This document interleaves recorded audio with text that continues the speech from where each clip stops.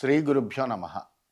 గురుర్బ్రహ్మ గురుర్విష్ణు గురుర్దేవో మహేశ్వర గురు సాక్షాత్ పరం బ్రహ్మ తస్మై శ్రీ గురవే నమ. అస్మద్గురుచరణ పాదారవిందాభ్యాం నమ. మహాభారతం అంటేనే అనేకములైనటువంటి విషయాల యొక్క సమగ్రమైనటువంటి అధ్యయనం. ధర్మ అర్థ కామ మోక్షాలు అనేటువంటివి 4 పురుషార్థాలు. వాటికి సంబంధించినటువంటి సమస్తములైనటువంటి విషయాలు ఈ మహాభారతంలో చెప్పబడ్డాయి. అయితే మరి పురుషార్థములుగా చెప్పబడుతున్నారు కాబట్టి ఈ ధర్మార్థ కామ మోక్షాల్లో మోక్షం అనేటువంటిది మనకు కనిపించేదేం కాదు. అంటే జీవనంలో మనము ఆశ్రయించేటువంటి పురుషార్థాలు 3: ధర్మ అర్థ కామాలు. మరి ధర్మాన్ని, అర్థాన్ని, కామాన్ని ఎలా నిర్వహించాలి, వాటికి ఏ విధమైనటువంటి వ్యవస్థ ఏర్పాటు చేసుకోవాలి ప్రతి మానవుడు, వాటిని ఏ విధంగా ఆశ్రయిస్తే కనుక పుణ్యమైనటువంటి గతులు పొందుతాము అనేటువంటివి విశదీకరిస్తూ అనేకములైనటువంటి ధార్మికమైనటువంటి విషయములు, నీతి సంబంధమైనటువంటి విషయములు, రాజనీతికి సంబంధించిన విషయములు, ఆర్థిక విషయములు, 1, 2 కాదు అనేకములైనటువంటి మన జీవనంలో నిత్య జీవనంలో కూడా మనకు ఉపయోగించేటువంటి అనేక విషయములు ఇందులో అనేకములైనటువంటి ఉపాఖ్యానాల ద్వారా పొందుపరచబడ్డాయి. అందువలన మహాభారతం అందరికీ దగ్గర చేయాలనే ఉద్దేశంతో మహాభారతంలో ఉండేటువంటి ఏ ఒక్క విషయాన్ని విడిచిపెట్టకుండా ఇంత మహత్తరమైనటువంటి ఒక యజ్ఞాన్ని చేస్తుంటారు. దీంట్లో ప్రత్యక్షంగాను పరోక్షంగాను సహకరిస్తున్నటువంటి చూస్తున్నటువంటి వీక్షకులందరికీ కూడా ముందర ధన్యవాదాంజలి తెలియజేస్తున్నాను. ఎందుకంటే ఈ పరంపర అనేటువంటిది మనతో ఆగిపోకూడదు. ఎంతో శ్రమపడి ఋషులు అందించినటువంటి ఈ విజ్ఞానము అందరికీ కూడా అందాలి. అందడానికి అనేక మంది అనేక రకాలైనటువంటి ప్రయత్నాలు కృషి చేస్తూనే ఉన్నారు. అటువంటి మహానుభావులు చేసేటువంటి కృషికి ఇది కూడా కొంత తోడవుతుందనేటువంటి ఒక మహదాశయంతో మనము ఈ ప్రయత్నం చేస్తున్నాం. ఇందులో మనం నిన్నటి వరకు ఆలోచన చేస్తే కనుక నిన్నటి వరకు మనం చెప్పుకున్నటువంటి మహాభారత ప్రస్థానంలో అనేకములైనటువంటి తీర్థక్షేత్రాల గురించి ఆ ధర్మరాజు నారదుడిని అడిగాడు, మహాప్రభో, ఈ భూమిని ప్రదక్షిణం చేస్తే ఎటువంటి ఫలితం దొక్కుతుందో చెప్పవయ్యా అంటే, ఈ భూ ప్రదక్షిణం చేసేటప్పుడు ఎటువంటి తీర్థాలు ఉంటాయి, ఎలా వెళ్ళాలి, ఒకదాని తర్వాత ఒకటి ఏమేమి వస్తాయి, వాటి యొక్క ఫలితాలు ఏమిటి, ఇవన్నీ కూడా పూర్వం భీష్మాచార్యుడు పులస్త్య మహర్షిని అడిగాడయ్యా. ఆ పులస్త్య మహర్షి భీష్మాచార్యుడికి చెప్పినటువంటి విషయాలన్నీ నీకు యథాతథంగా చెబుతాను అని నారదుడు ధర్మరాజుకి చెబుతున్నాడు. ఆ చెబుతున్నటువంటి పరంపరలో మొత్తము అన్ని తీర్థక్షేత్రాలని ఎక్కడెక్కడ ఒక్కదాన్ని కూడా వదిలిపెట్టకుండా వాటి యొక్క గొప్పతనాన్ని, అక్కడ ఉండేటువంటి దేవతల గురించి, అక్కడ ఉండే ఉపాసన ప్రకారము, అక్కడ ఆ తీర్థక్షేత్రాల్లో ఉండవలసినటువంటి నియమములు, చేయవలసిన నియమములు, ఎన్ని రోజులుంటే అంత మంచిది, ఇలాంటి విషయాలన్నీ కూడా తెలియజేస్తూ సవిస్తరంగా మనకు చెప్పాడు. అదంతా అయిన తర్వాత ఏవముక్త్వా అభ్యనుజ్ఞాయ పులస్త్యో భగవాన్ ఋషి ప్రీత ప్రీతేన మనసా తత్రైవ అంతరధీయత. ఈ విధంగా పులస్త్య మహర్షి మొత్తము ఇవన్నీ కూడా సంపూర్ణమైనటువంటి తీర్థ దర్శనాభిలాష కలిగినటువంటి మానవుడు ఏ తీర్థాలని చేరలేడో వాటిని మనస్సుతో సంభావించి యాత్ర చేయాలి. ఇవన్నీ కూడా అనేకములైనటువంటి దేవతలు, మహర్షులు అందరూ కూడా ఈ పుణ్యలాభ ప్రాప్తి కోసం ఈ తీర్థాల్లో స్నానం చేశారయ్యా. అందువలన నువ్వు కూడా ఉత్తమమైనటువంటి వ్రత నియమాలని ఆచరిస్తూ విధి ప్రకారంగా పుణ్యంతో పుణ్యాన్ని పెంచుకుంటూ ఈ తీర్థయాత్ర సాగించాలి. అందువలన సజ్జనులు మాత్రమే ఇటువంటి తీర్థసేవనం చేయగలరు. నువ్వు చాలా గొప్పవాడవు మీ వంశంలో. అందువలన నువ్వు తప్పనిసరిగా గొప్పదైనటువంటి ఈ తీర్థయాత్రలన్నీ కూడా నువ్వు చేస్తావు. చేసినటువంటి వాడవయ్యే నువ్వు చాలా గొప్పవాడవు కూడా అవుతావని చెప్పి ఆ పులస్త్య మహర్షి ఆయన ఆ భీష్ముని అనుమతి మీద ఆ భీష్ముడికి ఈ విషయాలన్నీ తెలియజేసినటువంటి వాడై సంతుష్టుడై ఆ పులస్త్య మహర్షి అక్కడక్కడే ప్రసన్న చిత్తంతో ఆయన అంతర్ధానమైపోయాడు. భీష్మశ్చ కురుషార్దూల దర్శివాన్ పులస్త్య వచనాచైవ పృథివీం పరిచక్రమే. దాంతో ఆ శాస్త్రంలో ఉండేటువంటి యథార్థాలన్నీ కూడా గ్రహించాడు భీష్ముడు. ఆ పులస్త్య మహర్షి చెప్పినటువంటిది చాలా జాగరూకతతో విన్నాడు. విన్నటువంటి వాడై పులస్త్యుడి యొక్క ఆదేశానుసారము తీర్థయాత్ర చెయ్యాలి అనేటువంటి ఒక ఉద్దేశంతో భూమిని అంతా కూడా చుట్టి వచ్చాట. ఏవమేష మహాభాగా ప్రతిష్టానే ప్రతిష్ఠిత తీర్థయాత్ర మహాపుణ్య సర్వపాప ప్రమోచని. ఈ ప్రకారంగా పాపాలన్నిటినీ కూడా దూరం చేసేటువంటి మహాపుణ్యప్రదమైనటువంటి ప్రతిష్టానపురం అని ప్రయాగంటం దాన్నే. అది భూమి మీద సుప్రతిష్ఠితమైందయ్యా. అనేన విధినాయస్తు పృథివీం సంచరిష్యతి అశ్వమేధ శతస్యాగ్రం ఫలం ప్రేత్య సభోక్షతి. విధ్యనుసారం ఎవడైతే తీర్థయాత్రను సాగిస్తాడో, ఈ భూమి చుట్టూ తిరుగుతాడో, వాడు 100 అశ్వమేధ యాగాల ఫలాన్ని పొంది దేహత్యాగానంతరం ఆ ఫలాన్ని అనుభవిస్తాడయ్యా అని నారదుడు ఇప్పుడు ధర్మరాజుతో చెబుతున్నాడు ఈ విషయాన్ని. తతశ్చ అష్టగుణం పార్థ ప్రాప్స్యసే ధర్మమోత్తమం భీష్మ కురుణాం ప్రవర యథాపూర్వమవాప్తవాన్. కురుశ్రేష్ఠుడైనటువంటి భీష్ముడి తీర్థయాత్ర చేసి సంపాదించినటువంటి ఫలం కంటే 8 రెట్లు ఫలం, ఉత్తమ ధర్మాచరణ ఫలం అది నీదవుతుందయ్యా. నేతా చ త్వం ఋషీన్ యస్మాత్ తేన తే అష్టగుణం ఫలం రక్షో గణ వికీర్ణాని తీర్థాన్యేతాని భారత నగతాన్ని మనుష్యేంద్రై త్వామృతే కురునందన. ఎందుకంటే నువ్వు ఈ అందరినీ కూడా నీతో తీసుకొచ్చావు. అందువలన వీళ్ళందరినీ తీసుకొచ్చి వీళ్ళందరి చేత కూడా ఈ తీర్థయాత్ర చేయిస్తున్నావు నువ్వు.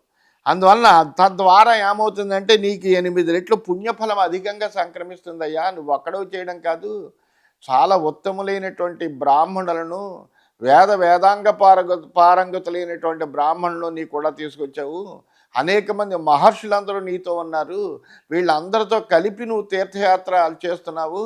అందువలన అలా చేయడం వలన నీకు 8 రెట్లు అధికమైన పుణ్యం కూడా సంక్రమిస్తుందయ్యా. ఈ తీర్థాలన్నిటా కూడా రాక్షస గణం వ్యాపించి ఉంటుందయ్యా. నువ్వు తప్ప వేరొకళ్ళు ఎవరూ కూడా ఈ తీర్థాల్లో యాత్రను చేయలేరు. ఎందుకంటే నువ్వు నీ సోదరులు అధికమైనటువంటి పరాక్రమవంతులు కాబట్టి ఇందులో ఉండేటువంటి రాక్షస గణాన్ని కూడా చల్లాచెదరు చేయగలిగినటువంటి పరాక్రమం మీలో ఉంది.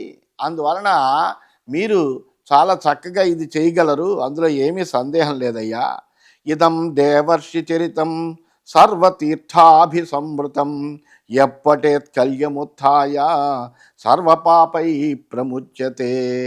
ప్రాతకాలమందే మేల్కొని ఎవడైతే ఈ పులస్త్య ప్రబోధితమైనటువంటి చరిత్రను సంపూర్ణంగా శ్రద్ధతోటి పఠిస్తారో వాళ్ళ పాపాలన్నీ కూడా తొలగిపోతాయి.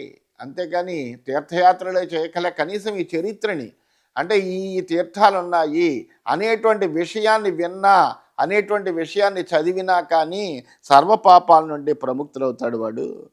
ఋషిముఖ్యా సదా యత్ర వాల్మీకి స్వధ కశ్యప ఆత్రేయ కుండజఠర విశ్వామిత్రోధ గౌతమ అసితో దేవలశ్చైవ మార్కండేయోధ గాలవ భరద్వాజో వసిష్ఠశ్చ మునిరుద్దాలకస్తథా శౌనకः సహ పుత్రేణ వ్యాసశ్చ తపతాంబర దుర్వాసాశ్చ మునిశ్రేష్ఠः జాబాలిశ్చ మహాతపాः ఏతే ఋషివరాः సర్వే త్వత్ప్రతీక్షాస్తపోధనాः ఏభిः సహ మహారాజా తీర్థాన్యేతాన్యనువ్రజ. ఎటువంటి ఋషులు ధర్మరాజుతో ఉన్నారంటే కనుక చెప్తున్నాడు ఆయన, ఓ మహారాజా, ఋషిప్రవరులైనటువంటి వాల్మీకి, కశ్యపుడు, ఆత్రేయుడు, కుండజఠరుడు, భరద్వాజుడు, వశిష్ఠుడు, ఉద్దాలకముని, సౌనకుడు, పుత్రునితో కూడినటువంటి వ్యాసుడు, దుర్వాసుడు, జాబాలి మొదలగు వారందరూ కూడా నీ రాక కోసం ఎదురు చూస్తున్నారయ్యా. వీరందరితోటి తీర్థయాత్రను కొనసాగించు. ఏషతే లోమసో నామ మహర్షిరమితద్యుతి సమేష్యతి మహారాజా తేన సార్థమనువ్రజ. అంతేకాదా, అమిత తేజస్సంపన్నుడైనటువంటి లోమసుడు నీతో వస్తాడు. వాని వెంట నువ్వు నీ యాత్రను కొనసాగించవయ్యా. మయాపి సహ ధర్మజ్ఞా తీర్థాన్యేతాన్యనుక్రమాన్ ప్రాప్ససే మహతీం కీర్తిం యథా రాజా మహాభిష. ఈ యాత్రలన్నింటిలో నేను కూడా నీ వెంట ఉంటాను. ప్రాచీన కాలంలో ఎప్పుడో మహాభిషుడు చేశాడు ఇంతటి తీర్థయాత్ర.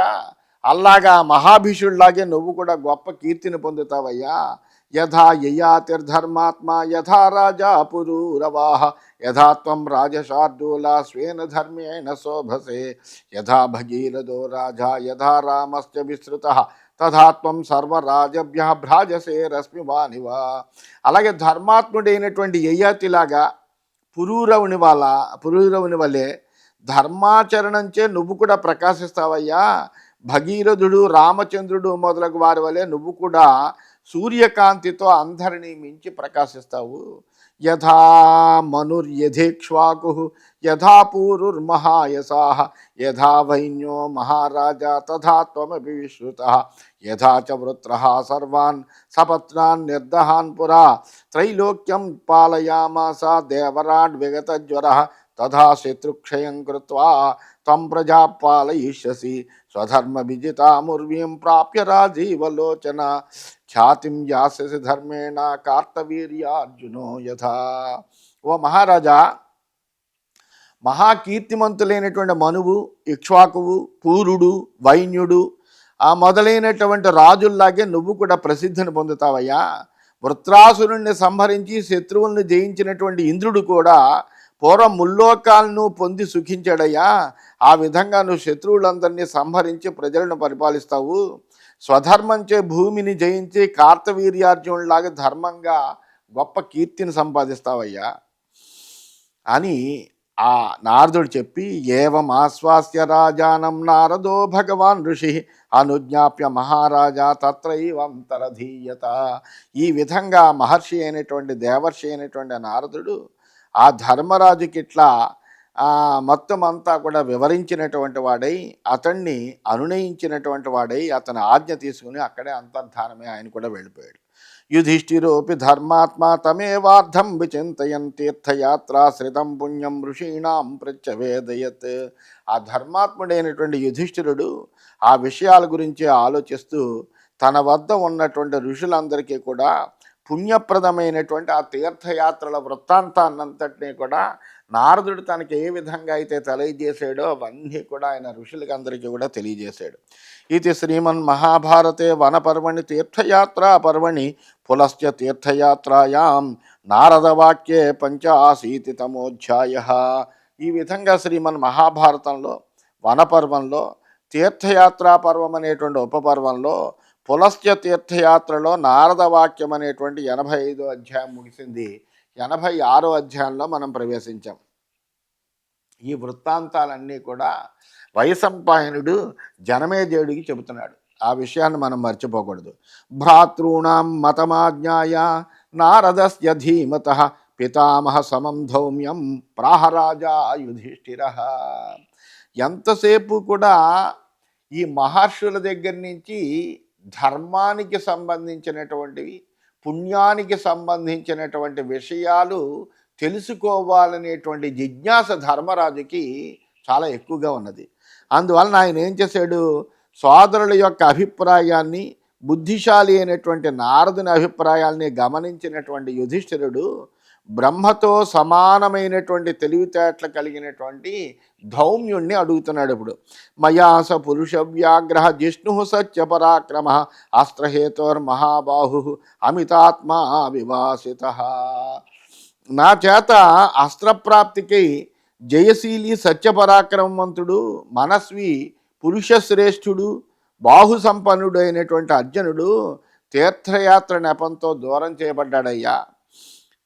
సహి వీరో అనురక్తశ్చ సమర్థశ్చ తపోధన కృతి చ భృశమప్యస్త్రే వాసుదేవ ఇవ ప్రభు.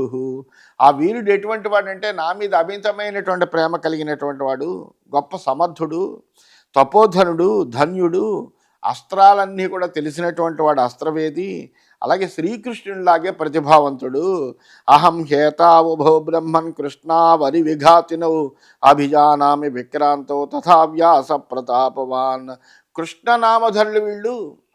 అందువలన ఈ కృష్ణనామధారులైనటువంటి వీళ్ళు ఇద్దరిని శత్రుపీడకులు అని నేను భావిస్తున్నాను. ఎందుకంటే వీళ్ళు ఉంటే కనుక శత్రువులు అక్కడ ఎవరు కూడా ఉండలేరు.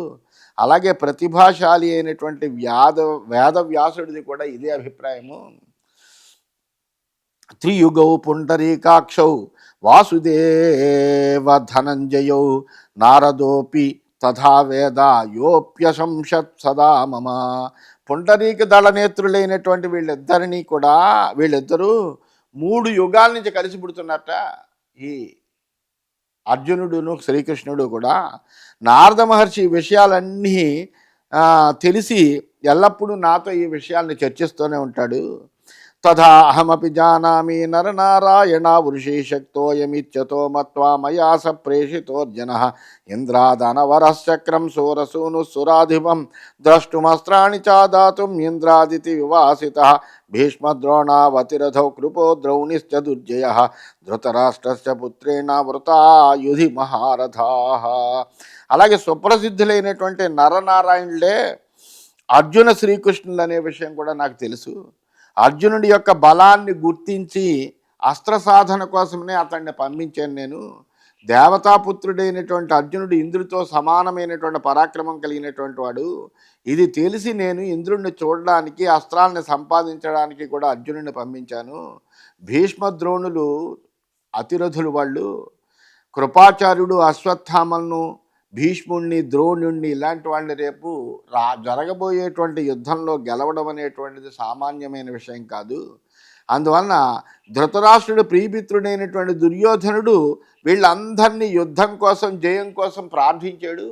అందువలన ఆ పక్షాన్ని వాళ్ళందరూ కూడా యుద్ధం చేస్తే మనం వాళ్ళని యుద్ధంలో జయించాలి అంటే కనుక మనం ఇక్కడ బలవంతంగా తయారవ్వాలి వాళ్ళకంట. అందువలన దివ్యమైనటువంటి అస్త్రాలు మనకు కావాలి. సర్వే వేద విదసూరాః సర్వాస్త్ర విదుషస్తదా యోద్ధుకామాశ్చ పార్థేన సతతం ఏ మహాబలాః సచ దివ్యాస్త్ర విత్కన్నః సోతపుత్రో మహారథః. వాళ్ళందరూ ఎటువంటి వాళ్ళు అంటే వేదజ్ఞులు, గొప్ప పరాక్రమం కలిగినటువంటి వాళ్ళు, వీరులు, అస్త్రకోవిదులు, మహాబలవంతుడైనటువంటి అర్జునుడితో యుద్ధాన్ని కోరుతున్నారు వాళ్ళందరూ కూడా. వాళ్ళలో సోతపుత్రుడైనటువంటి కర్ణుడు కూడా గొప్ప విలువిద్యలో గొప్ప నిపుణుడైనటువంటి వాడు. యో అస్త్రవేగానిలబల శరార్చి తలనిస్వన రజో ధూమో అస్త్ర సంపాత ధాత్తరాష్ట్రానిలోద్ధత నిసృష్టైవ కాలేన యుగాంతే జ్వలనో మహన్ మమ సైన్యమయం కక్షం ప్రదక్షతి న సంశయ. కాలం చేత అతడు ప్రళయకాలం నాటి సమావర్తం అనేటువంటి పేరు గల అగ్నితో సమానుడిగా సృష్టింపబడినాడు. అంటే అగ్ని సమానమైనటువంటి తేజస్సు కలిగినటువంటి వాడు. అతనిది గాలితో సమానమైనటువంటి బలం ఆ కర్ణుడిది. బాణాలు, జ్వాలలు, వింటినారి నుంచి వచ్చే శబ్దమే దాహకుడైనటువంటి అగ్నిధ్వని, యుద్ధంలో పైకి ఎగిసినటువంటి ధూళియే పొగ, అస్త్రవర్షమే ఆవరించేటువంటి ధారలు, ధాత్రరాష్ట్రులనేటువంటి వాయువు సహకారం పొంది ఉద్ధతుడే ఆ కర్ణుడు ప్రజ్వలిస్తున్నాడు. గడ్డి రాసుల వలె నా సేనా సమూహాన్ని భస్మం చేయడంలో సందేహమేం లేదు. అందువలన అటువంటి వాడిని గెలవాలి అంటే కనుక దివ్యాస్త్ర సంపాదన అనేటువంటిది మాకు అనివార్యమైనటువంటిది. తం స కృష్ణానిలోద్ధూత దివ్యాస్త్ర జ్వలనో మహాన్ శ్వేతవాజి బలాకాభృత్ గాంధీవేంద్రాయుధోల్బణ సంరబ్ధ శరధారాభి సుదీప్తం కర్ణపావకం అర్జునోదీరితో మేఘ శమయిష్యతి సంయుగే స సాక్షాదేవ సర్వాణి శక్రాత్పర పురంజయ దివ్యాన్యస్త్రాణి భీభత్సు తతశ్చ ప్రతిభస్యతే. అటువంటి ఆ కర్ణుడనేటువంటి అగ్నిని జయించాలంటే కేవలము అర్జునుడనేటువంటి మేఘానికి మాత్రమే అది సాధ్యమవుతుంది. అందువలన ఆ అర్జునుడు అనేటువంటి మేఘమే ఆ కర్ణుడు అనేటువంటి అగ్నిని ఆర్పివేయగలుగుతుంది. కృష్ణుడు అనేటువంటి వాయు సహాయం కూడా స్వీకరించి ఆ మేఘం సంచరిస్తూ ఉంటుంది. దివ్యాస్త్రాల కాంతులే ఆ మేఘం యొక్క మెరుపు తీగలు, రథానికి పూంచినటువంటి తెల్లటి గుర్రాలే ఆ మేఘాల సమీపాన సంచరించేటువంటి కొంగల బారులు. గాంధీవం ఇంద్రధనుస్సుతో సమానంగా ప్రకాశిస్తోంది. క్రోధపూరితాలైనటువంటి అర్జున బాణాలు జలధారలై కర్ణుడనేటువంటి అగ్నిని శమింపజేస్తాయి. శత్రువుల రాజధానిపై విజయాన్ని సాధించగలిగినటువంటి శస్త్రాస్త్రాల్ని అర్జునుడు ఇంద్రుడి నుంచి తప్పకుండా పొంది తీసుకురాగలడు. అందువలనే అతన్ని నేను తపస్సు కోసమని మా నుండి వేరు చేసి పంపించవలసి వచ్చింది. అందువలన ఆయన అలాగా వెళ్ళాడు. ఆ వెళ్ళినటువంటి వాడు ఇంకా ఎటువంటి గొప్పవాడో, అతడు ఎప్పుడు వస్తాడో అతడి మీద ఉండేటువంటి బాధతో మేమందరము కూడా అతడి వియోగం వల్ల బాధపడుతున్నామయ్యా అని ధౌమ్యుడితో తెలియజేస్తున్నాడు. ధర్మరాజుని తెలియజేస్తూ స్వస్తి.